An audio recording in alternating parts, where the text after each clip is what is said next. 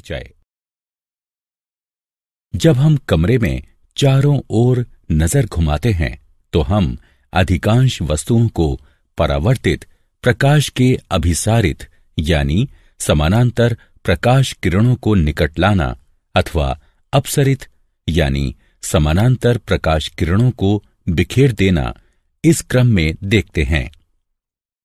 अभिसरण और अपसरण की यह परिघटना गोलीय दर्पणों द्वारा होती है।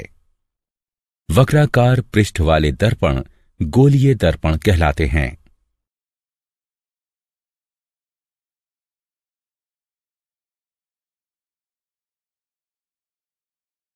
उद्देश्य।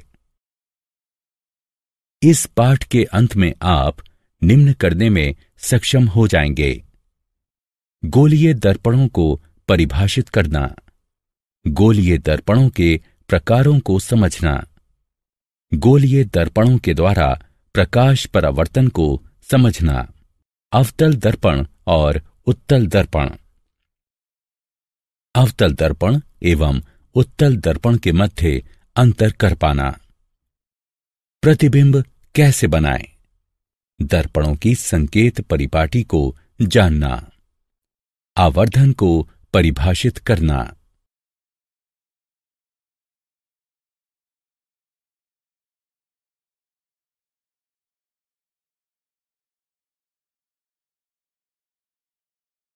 वक्रित पृष्ठों का परिचय।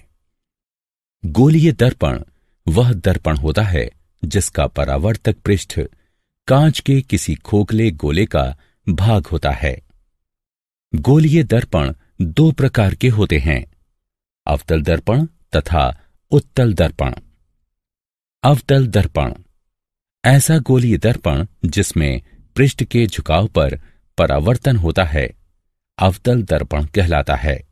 उत्तल दर्पण एक ऐसा गोलीय दर्पण जिसमें पृष्ठ के उभार पर परावर्तन होता है, उत्तल दर्पण कहलाता है। गोलीय दर्पणों को समझने के लिए आवश्यक बातें। वक्रता केंद्र, यह कांच के उस खोखले गोले का केंद्र होता है जिसका भाग दर्पण होता है। ध्रुव, गोलीय दर्पण का केंद्र ध्रुव कहलाता है। मुख अक्ष, वक्रता बिंदु तथा ध्रुव से होकर गुजरने वाली सीधी रेखा को मुख्य अक्ष कहते हैं। दर्पण का द्वारक, दर्पण का वो भाग जहां परावर्तन होता है, दर्पण का द्वारक कहलाता है। मुख्य फोकस, मुख्य अक्ष का वो बिंदु जिस पर परावर्तित होने के बाद सभी प्रकाश किरणें समानांतर तथा अभिसरित हो जाती हैं, मुख्य फोकस कहलाता है। फोकस दूरी, यह ध्रुव और मुख्य फोकस के मध्य की दूरी होती है। अवतल दर्पणों के द्वारा प्रतिबिंब प्राप्त करने के नियम। वक्रता, त्रिज्या और फोकल दूरी के मध्य का संबंध F बराबर R/2 होता है। नियम 1, वह प्रकाश किरण जो मुख्य अक्ष के समानांतर है, इसके फोकस से होकर गुजरती है और दर्पण से परावर्तित होकर। नियम 2, वक्रता केंद्र से होकर गुजरने वाली प्रकाश किरण वैसे ही पथ पर वापस परावर्तित होती है। नियम 3, फोकस से होकर गुजरने वाली प्रकाश किरण परावर्तन के बाद अक्ष के समानांतर हो जाती है। नियम 4, ध्रुव पर आपतित हुई प्रकाश किरण मुख्य अक्ष के साथ वैसा ही कोण बनाते हुए वापस परावर्तित हो जाती है। अवतल दर्पण द्वारा विभिन्न प्रकार के प्रतिबिंबों का निर्माण। जब बिंब ध्रुव P तथा फोकस यानी F के मध्य रखा गया हो तब प्रतिबिंब बनता है दर्पण के पीछे, आभासी और सीधा, बिंब की अपेक्षा बड़ा यानी आवर्धित। जब बिंब फोकस यानी F पर रखा गया हो तब प्रतिबिंब बनता है अनंतता पर, वास्तविक और उल्टा, अत्यधिक विवर्धित। अवतल दर्पण द्वारा विभिन्न प्रकार के प्रतिबिंबों का निर्माण। जब बिंब फोकस और वक्रता केंद्र के मध्य रखा गया हो तब प्रतिबिंब बनता है वक्रता केंद्र से परे। वास्तविक और उल्टा, बिंब की अपेक्षा बड़ा। जब बिंब वक्रता केंद्र यानी सी पर रखा गया हो तब प्रतिबिंब बनता है वक्रता केंद्र यानी सी पर। वास्तविक और उल्टा, उसी आकार का। जब बिंब अनंतता पर हो तब प्रतिबिंब बनता है फोकस पर। वास्तविक और उल्टा, बिंब की अपेक्षा छोटा। अवतल दर्पण के उपयोग। अवतल दर्पण का उपयोग किया जाता है टॉर्चों, वाहनों, हेडलाइटों और सर्च लाइटों में परावर्तक के तौर पर। चेहरे का बड़ा प्रतिबिंब देखने के लिए शेविंग दर्पण में। दंत चिकित्सकों द्वारा रोगी के दांतों का बड़ा प्रतिबिंब देखने के लिए। उत्तल दर्पणों द्वारा बनाए गए प्रतिबिंब प्राप्त करने के नियम। नियम 1। किसी उत्तल दर्पण के मुख्य अक्ष की समांतर किरण दर्पण की ओर से आती हुई प्रतीत होती है। नियम 2। उत्तल दर्पण के वक्रता केंद्र की ओर जा रही किरण उसी पथ के द्वारा परावर्तित होती है। नियम 3। उत्तल दर्पण के फोकस की ओर जा रही किरण परावर्तन के बाद मुख्य अक्ष के समांतर हो जाती है। नियम 4। ध्रुव पर आपतित किरण मुख्य अक्ष के साथ उसी माप का कोण बनाते हुए वापस परावर्तित होती है। किसी प्रतिबिंब में निम्नलिखित विशेषताएं सदैव पाई जाती हैं। प्रतिबिंब दर्पण के पीछे बनता है। यह आभासी और सीधा होता है। यह बिंब की अपेक्षा छोटा होता है। अवतल दर्पण द्वारा विभिन्न प्रकार के प्रतिबिंबों का निर्माण। जब बिंब अनंतता पर हो तब प्रतिबिंब दर्पण के पीछे बनता है, आभासी और सीधा होता है, बिंब की अपेक्षा छोटा होता है। जब बिंब ध्रुव और अनंतता के मध्य किसी स्थान पर रखा गया हो तब प्रतिबिंब दर्पण के पीछे बनता है, आभासी और सीधा होता है, बिंब की अपेक्षा छोटा होता है। उत्तल दर्पण के उपयोग।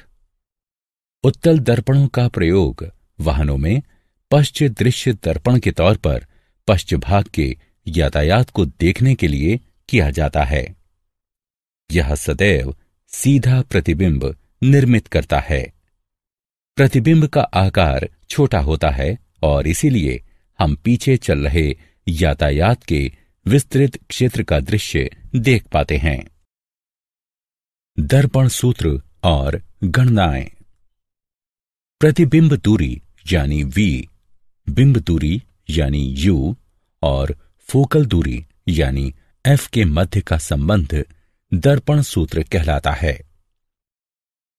1/v जमा 1/u बराबर 1/f, जहां u दर्पण से बिंब की दूरी है, v दर्पण से प्रतिबिंब की दूरी है और f दर्पण की फोकल दूरी है। गोलीय दर्पणों के लिए संकेत परिपाटी। सभी दूरियां ध्रुव से मापी जाती हैं। आपतित प्रकाश की ही दिशा में मापी गई दूरियां धनात्मक मानी जाती हैं। आपतित प्रकाश की दिशा के विपरीत मापी गई दूरियां ऋणात्मक मानी जाती हैं। ऊर्ध्वगामी और लंबवत मापी गई दूरियां धनात्मक मानी जाती हैं। नीचे की ओर तथा लंबवत मापी गई दूरियां ऋणात्मक मानी जाती हैं। लेंसों द्वारा उत्पन्न आवर्धन। प्रतिबिंब की ऊंचाई और बिंब की ऊंचाई का अनुपात रेखीय आवर्धन कहलाता है।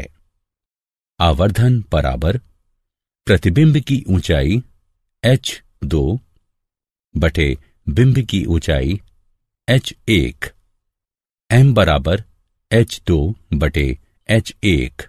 समीकरण 1। यदि आवर्धन में धनात्मक चिन्ह है तो प्राप्त प्रतिबिंब आभासी और सीधा होगा। यदि आवर्धन में ऋणात्मक चिन्ह है तो प्राप्त प्रतिबिंब वास्तविक और उल्टा होगा। रेखीय आवर्धन प्रतिबिंब दूरी और बिंब दूरी के अनुपात के बराबर होता है। m बराबर v यानी प्रतिबिंब दूरी बटे u यानी बिंब दूरी। समीकरण 1 एवं 2 को जोड़ने पर हम पाते हैं h2 बटे h1 बराबर v बटे u। दर्पण में रेखीय आवर्धन m बराबर घटा v बटे u और लेंस का m बराबर v बटे u होता है। लेंस की शक्ति। किसी लेंस पर पड़ने वाली प्रकाश किरणों के अपसरण अथवा अभिसरण के परिमाण के माप को लेंस की शक्ति कहते हैं। उत्तल लेंस स्वयं पर पड़ने वाले प्रकाश पुंज को अभिसरित करता तथा उन्हें प्रकाशिक केंद्र पर फोकस करता है। इसमें अधिक शक्ति होती है। अवतल लेंस स्वयं पर पड़ने वाले प्रकाश पुंज को अपसरित करता है और इसे कम शक्तिशाली बनाता है। लेंस की शक्ति। लेंस की शक्ति को उसकी फोकल दूरी के व्युत्क्रम के रूप में मीटर में परिभाषित किया जाता है। लेंस की शक्ति बराबर 1 बटे फोकल दूरी। आवश्यक बिंदु। उत्तल लेंस की शक्ति धनात्मक होती है। अवतल लेंस की शक्ति ऋणात्मक होती है।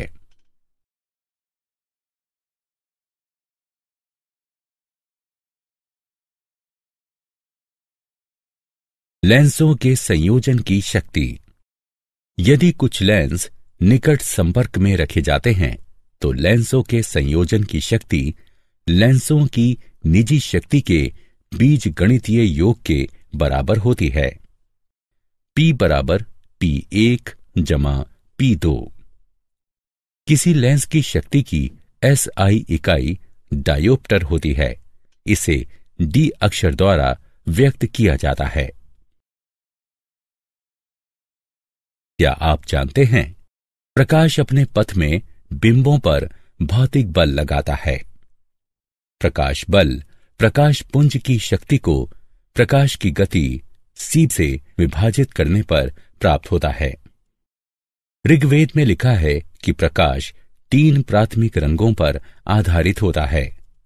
तीनों रंगों के मिश्रण से ही दृष्टि के सभी बिंब बनते हैं।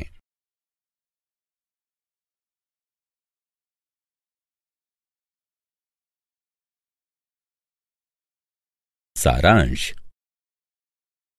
आइए हमने जो कुछ सीखा है उसे संक्षेप में दोहराएं।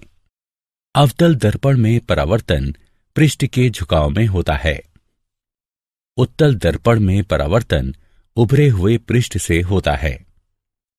किसी गोलीय दर्पण की वक्रता त्रिज्या कांच के खोखले गोले की त्रिज्या होती है और दर्पण उसका एक भाग होता है।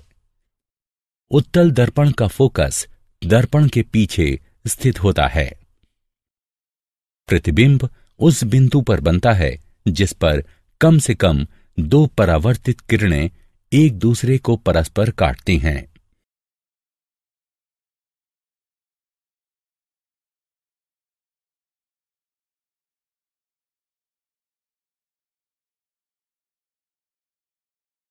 वास्तविक प्रतिबिंब सदैव उल्टा होता है और आभासी प्रतिबिंब सदैव सीधा होता है। सौर ऊर्जा के क्षेत्र में सौर भट्टियों को गर्म करने के उद्देश्य से सूर्य की किरणों को फोकस करने के लिए बड़े बड़े अवतल दर्पणों का प्रयोग किया जाता है। बिंब दूरी यानी U दर्पणों में सदैव नकारात्मक होती है। वह माध्यम जिसमें प्रकाश की गति अधिक होती है, प्रकाश की ये दुर्लभ माध्यम कहलाता है।